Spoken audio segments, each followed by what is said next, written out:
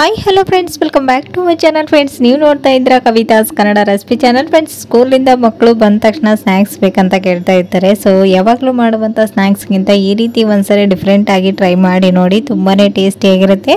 So friends, ಬನ್ನಿ ಹಾಗಾದರೆ ಈ ಒಂದು ಸ್ನ್ಯಾಕ್ಸ್ ರೆಸಿಪಿನ ಯಾವ ರೀತಿ ಮಾಡೋದು, ಇದಕ್ಕೆ ಏನೆಲ್ಲ ಇಂಗ್ರೀಡಿಯೆಂಟ್ಸ್ ಬೇಕಂತೇಳಿ ನೋಡ್ಕೊಂಬರೋಣ. ಓಕೆನಾ?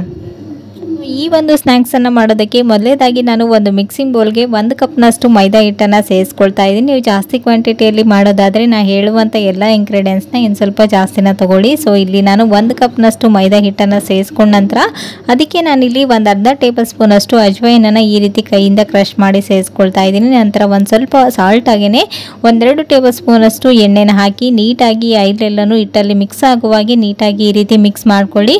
ಈ ರೀತಿ ಮಿಕ್ಸ್ ಮಾಡ್ಕೊಂಡ ನಂತರ ಇದಕ್ಕೆ ಒಂದು ಸ್ವಲ್ಪನೇ ನೀರನ್ನು ಸೇರಿಸ್ಕೊಂಡು ಇದನ್ನು ಚಪಾತಿ ಹಿಟ್ಟಿನ ಹದಕ್ಕೆ ನೀಟಾಗಿ ಇದನ್ನು ಮಿಕ್ಸ್ ಮಾಡ್ಕೊಂಡು ತೊಗೊಳ್ಬೇಕು.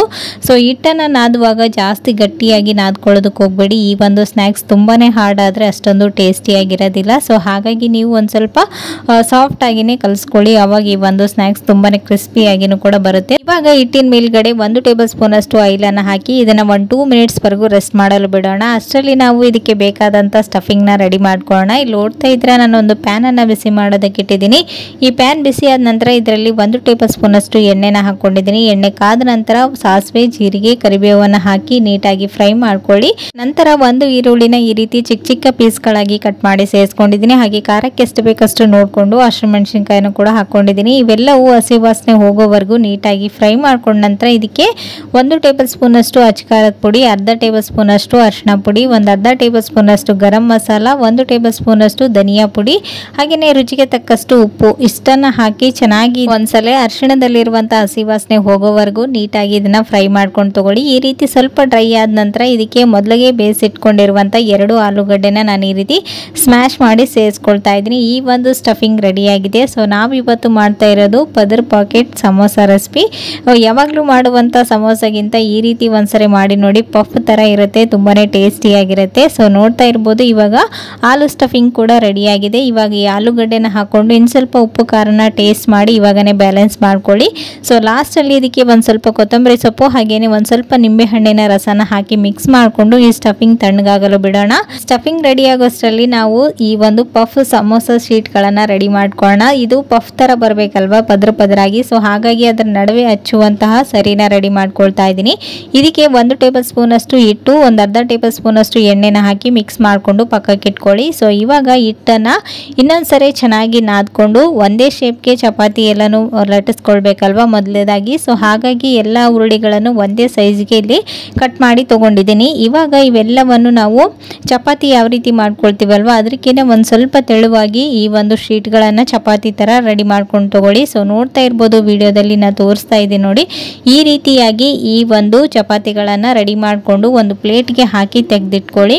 ಸೊ ಈ ರೀತಿ ತೆಗೆದಿಟ್ಕೊಂಡ ನಂತರ ಇದನ್ನು ನಾವು ಒಂದೊಂದನ್ನೇ ಇದು ಶೀಟ್ಗಳನ್ನು ಹಾಕಿ ಇದನ್ನು ಸರಿನ ಸೆಂಟ್ರಲ್ಲಿ ಹಚ್ಚಿಬಿಟ್ಟು ನಂತರ ಇದನ್ನು ಲಟ್ಟಿಸ್ಕೊಂಡು ತೊಗೊಳ್ಬೇಕು. ಸೊ ನೋಡ್ತಾ ಇರ್ಬೋದು, ಇವಾಗ ಮೊದಲೇದಾಗಿ ಕೆಳಗಡೆ ನಾನು ಒಂದು ಅರ್ಧ ಟೇಬಲ್ ಸ್ಪೂನಷ್ಟು ಹಿಟ್ಟನ್ನು ಹಾಕಿದ್ದೀನಿ. ನಂತರ ಒಂದು ಚಪಾತಿನ ಹಾಕಿ ಅದ್ರ ಮೇಲ್ಗಡೆ ನಾವು ರೆಡಿ ಮಾಡಿ ಇಟ್ಕೊಂಡಿರುವಂಥ ಈ ಪೇಸ್ಟನ್ನು ನೀಟಾಗಿ ಅಪ್ಲೈ ಮಾಡಬೇಕು. ಆವಾಗನೇ ಈ ಒಂದು ಸ್ನ್ಯಾಕ್ಸ್ ತುಂಬಾ ಫ್ಲಫಿಯಾಗಿ ಬರುತ್ತೆ, ಅಂದರೆ ಪಫ್ ಥರ ಚೆನ್ನಾಗಿ ಐಲಲ್ಲಿ ಹಾಕಿದ ತಕ್ಷಣ ಕ್ರಿಸ್ಪಿ ಆಗುತ್ತೆ.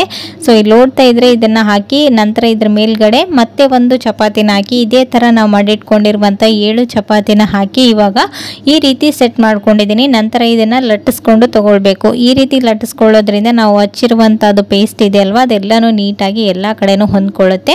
ಸೊ ಆವಾಗ ಇದನ್ನು ನಿಮಗೆ ಯಾವ ಶೇಪ್ಗೆ ಬೇಕೋ ಆ ಶೇಪ್ಗೆ ಇದನ್ನು ಕಟ್ ಮಾಡ್ಕೊಂಡು ತೊಗೊಳ್ಬೇಕು. ನಾನಿಲ್ಲಿ ಪಾಕೆಟ್ ರೀತಿಯ ಪಫನ್ನು ಮಾಡ್ತಾ ಇರೋದ್ರಿಂದ ಈ ರೀತಿ ಪಾಕೆಟ್ ಥರ ಬರೋವಾಗೆ ಸ್ಕ್ವೇರ್ ಶೇಪಲ್ಲಿ ಎಲ್ಲನೂ ಕಟ್ ಮಾಡ್ಕೊಂಡು ತೊಗೊಳ್ತಾ ಇದ್ದೀನಿ. ಸೊ ನೋಡ್ತಾ ಇರ್ಬೋದು ವಿಡಿಯೋದಲ್ಲಿ ನನಗೆ ಇಲ್ಲಿ 6 ಪಫ್ಗಳು ರೆಡಿಯಾಗಿದೆ.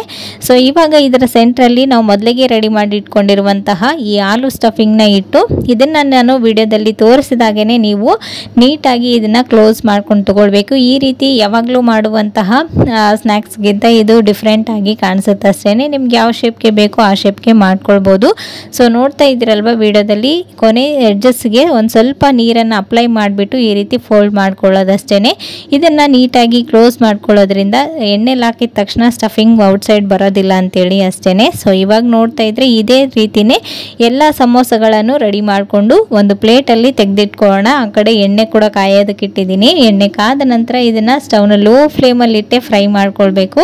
ಆವಾಗನೇ ಮಾತ್ರ ಈ ಒಂದು ಸ್ನ್ಯಾಕ್ಸ್ ತುಂಬಾ ಫ್ಲಫಿಯಾಗಿ ಬರುತ್ತೆ. ಓಕೆನಾ. ಸೊ ನೋಡ್ತಾ ಇರ್ಬೋದು ನೀವು ಜಾಸ್ತಿ ಐಯಲ್ಲಿ ಇಟ್ಬಿಟ್ರೆ ಏನಾಗುತ್ತೆ, ಇದು ಪದ್ರ ಪದರಾಗಿ ಬಿಟ್ಕೊಳ್ಳೋದಿಲ್ಲ, ಒಳಗಡೆ ಹಿಟ್ಟಿನ ಅಂಶ ಹಾಗೇನೆ ಉಳ್ಕೊಳ್ಳುತ್ತೆ, ಔಟ್ ಸೈಡ್ ಮಾತ್ರ ಕ್ರಿಸ್ಪಿ ಆಗಿರುತ್ತೆ. ಸೊ ಹಾಗಾಗಿ ಸ್ಟವ್ನ ಲೋ ಫ್ಲೇಮಲ್ಲಿ ಇಟ್ಟು ಸ್ವಲ್ಪ ಪೇಷನ್ಸ್ ಇಂದ ನೀಟಾಗಿ ಫ್ರೈ ಮಾಡ್ಕೊಂಡು ತಗೊಳ್ಳಿ. ಸೊ ಇಲ್ಲಿ ನೋಡ್ತಾ ಇರ್ಬೋದು ಯಾವ ರೀತಿ ಇದು ಫ್ಲಫಿಯಾಗಿ ಬರ್ತಾ ಇದೆ ಅಂತ. ಸೊ ಇವಾಗ ಎರಡೂ ಕಡೆನೂ ಈ ರೀತಿ ಹೊಂಬಣ್ಣ ಬರೋವರೆಗೂ ನೀಟಾಗಿ ಫ್ರೈ ಮಾಡಿಕೊಂಡು ಬಿಸಿ ಬಿಸಿಯಾಗಿ ಇದನ್ನ ಟೊಮೆಟೊ ಕೆಚಪ್ ಜೊತೆಗೆ ಸರ್ವ್ ಮಾಡೋದಷ್ಟೇನೆ. ಸೊ ಫ್ರೆಂಡ್ಸ್ ನೋಡಿದ್ರಲ್ವಾ ಎಷ್ಟು ಈಸಿಯಾಗಿ ಈ ಒಂದು ಪಫ್ ಪಾಕೆಟ್ ಸಮೋಸನ ರೆಡಿ ಮಾಡ್ಬೋದು ಅಂತೇಳಿ. ಯಾವಾಗಲೂ ಮಾಡುವಂಥ ಸ್ನ್ಯಾಕ್ಸ್ಗಿಂತ ಈ ರೀತಿ ಒಂದ್ಸರಿ ಡಿಫ್ರೆಂಟ್ ಆಗಿ ಟ್ರೈ ಮಾಡಿ ನೋಡಿ, ಮಕ್ಕಳಿಗೂ ಇಷ್ಟ ಆಗುತ್ತೆ. ಓಕೆನಾ. ಸೊ ಫ್ರೆಂಡ್ಸ್ ಇವತ್ತಿನ ಈ ಒಂದು ರೆಸಿಪಿ ನಿಮ್ಗೂ ಕೂಡ ಖಂಡಿತ ಇಷ್ಟ ಆಯ್ತು ಅಂತ ಅನ್ಕೊಂಡಿದ್ದೀನಿ. ಇಷ್ಟ ಆದರೆ ಪ್ಲೀಸ್ ಒಂದು ಲೈಕ್ ಕೊಡೋದನ್ನ ಮರಿಬೇಡಿ. ಮತ್ತೆ ನಾಳೆ ಹೊಸ ರೆಸಿಪಿಯೊಂದಿಗೆ ಮತ್ತೆ ನಿಮ್ಮನ್ನ ಮೀಟ್ ಮಾಡ್ತೀನಿ ಫ್ರೆಂಡ್ಸ್. ಅಲ್ಲಿವರೆಗೂ ಟೇಕ್ ಕೇರ್, ಬಾಯ್.